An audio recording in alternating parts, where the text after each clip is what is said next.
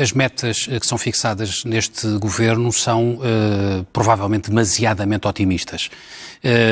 Desde logo, em termos de crescimento económico, esta proposta prevê um crescimento de 4,9% durante o ano de 2022 e eu penso que é pouco provável que esse crescimento ocorra, ou melhor, a diferença entre o crescimento que o Governo previa em outubro de 2021, quando apresentou de 5,5%, e agora de 4,9%, esta diferença de apenas meio ponto percentual, quando, no entretanto, tivemos o desencadear de uma guerra, com todas as consequências que isso está a ter em termos da economia mundial, e estamos a enfrentar uma inflação galopante.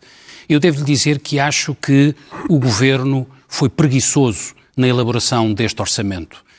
Basicamente o que fez foi pegar no orçamento que foi apresentado há 6 meses e apresentar o mesmo documento com pouquíssimas alterações. É certo que o Ministro das Finanças estava de alguma forma condicionado pelas palavras do Primeiro-Ministro, que durante a campanha eleitoral afirmou várias vezes que se o PS ganhasse, que apresentaria o mesmo orçamento que foi chumbado em outubro de 2021, mas tendo em conta os 6 meses que passaram e tendo em conta a alteração fundamental de circunstâncias, eu penso que toda a gente estava à espera de um orçamento diferente. E não é isso que temos. Temos mais do mesmo e eu penso que isso é um mau sinal para o futuro. Eu falava nos 459 milhões de euros previstos para linhas de crédito às empresas. Diz o Ministro que a recapitalização das empresas é essencial, e nomeadamente de empresas que já tinham sido afetadas também pela pandemia. Este valor é suficiente? Não, eu acho que não. Acho que, aliás, este orçamento, em termos de empresas, é quase deserto. Se calhar com exceção da TAP, que recebe diretamente os 900 milhões de euros do orçamento, mas tirando a TAP, praticamente para todas as outras empresas é uma enorme desilusão. Por um lado, a taxa do IRC mantém-se dos 31,5%, que é só a taxa mais elevada da União Europeia. E o PS continua a não cumprir o acordo que foi celebrado em 2013 de reduzir gradualmente a taxa de IRC para 17%. Isso significa que as empresas portuguesas continuam a ser penalizadas quando concorrem com as suas congêneres europeias. O Governo depois vem dizer, bom, mas está bem, mas existe um incentivo fiscal ao investimento. Bom, o incentivo fiscal ao investimento é decalcado do supercrédito fiscal de 2013 e que em 2013 teve de facto bons resultados.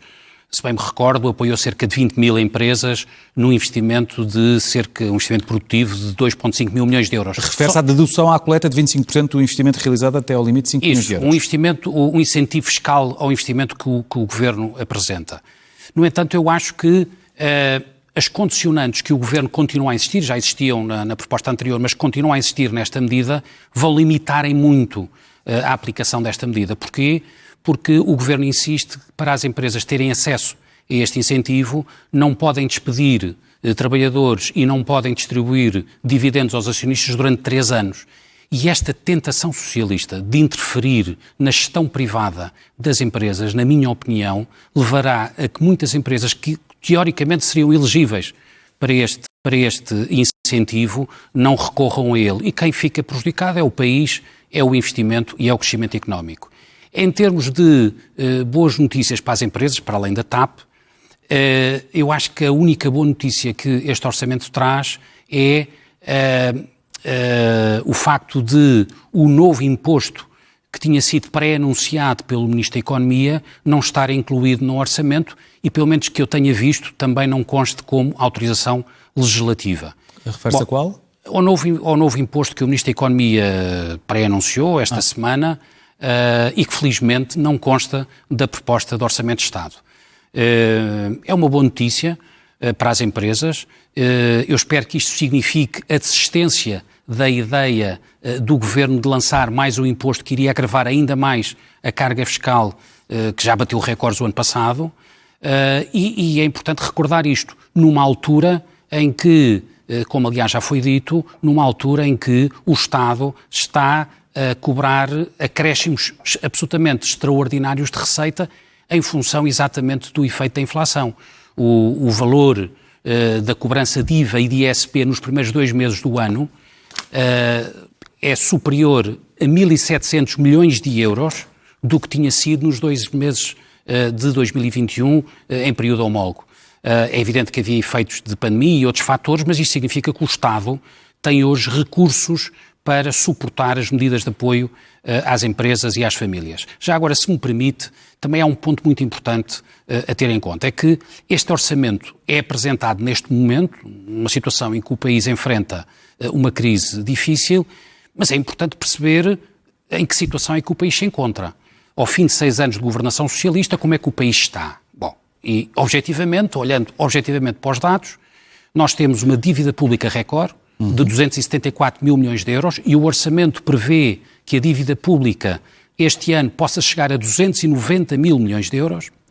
Temos uma despesa pública recorde, o ano passado passou os 100 mil milhões de euros, este orçamento prevê que a despesa pública anual passe para 105 mil milhões de euros.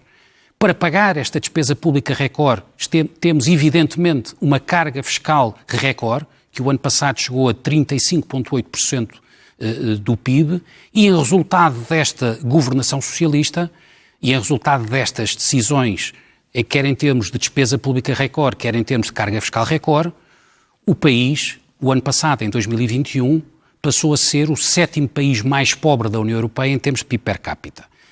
O país precisava de um orçamento completamente diferente, um orçamento focado no reforço da produtividade, no reforço da competitividade, no reforço da criação de riqueza em Portugal. Infelizmente temos um orçamento que é mais do mesmo, que aumenta a dívida, que aumenta a despesa, que aumenta a receita fiscal e, inexoravelmente, vai determinar que o país continua a empobrecer relativamente aos outros países da União Europeia. Sendo que o Estado não está a fazer aquilo que deveria fazer em termos de dimensão.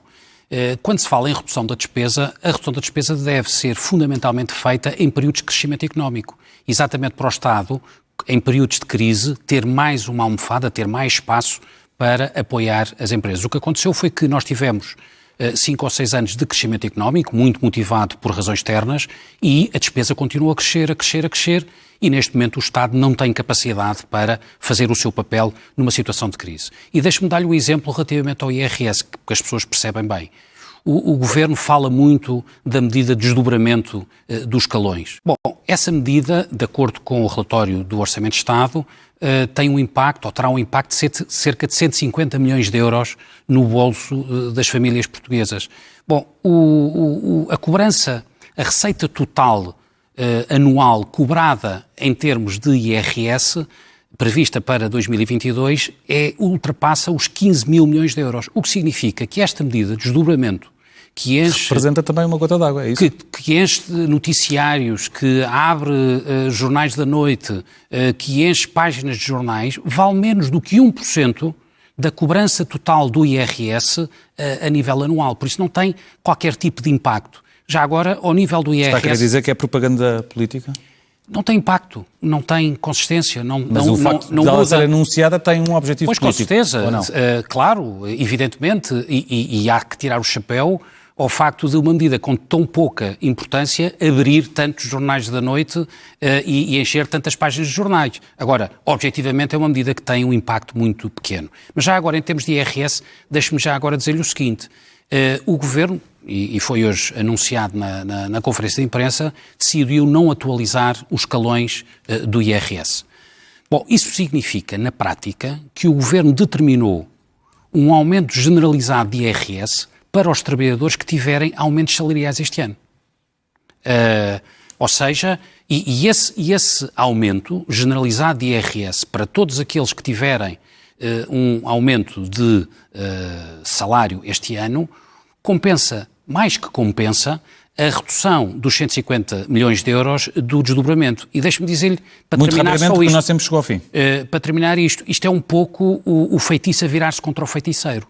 Um governo que enche a boca a dizer que acabou a austeridade é um governo que, na prática, vai determinar um aumento generalizado do IRS para a generalidade dos trabalhadores que tiverem aumentos salariais em 2022. Dr. Paulo Núncio.